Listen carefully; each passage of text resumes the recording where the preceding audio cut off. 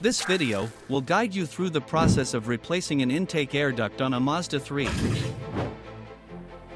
The intake air duct is located after the mass airflow sensor and before the throttle body. Begin with the removal process. Ensure the engine has thoroughly cooled before proceeding. 1. Switch vehicle ignition to the off position and isolate the key from the vehicle. 2. Detach the mass airflow or intake air temperature (IAT) sensor connector. 3. Pull up gently to remove the crankcase ventilation hose from the intake air duct. 4. Loosen the clamps connecting the intake air duct to the air cleaner cover and the throttle body. Using a 10 mm nut driver, release the two metal clips that secure the air cleaner cover and gently pull the intake air duct off of the air cleaner cover. With the air duct removed from the air cleaner cover, and remove air cleaner cover from the vehicle. 5. Pull the intake air duct from the throttle body to complete the removal process.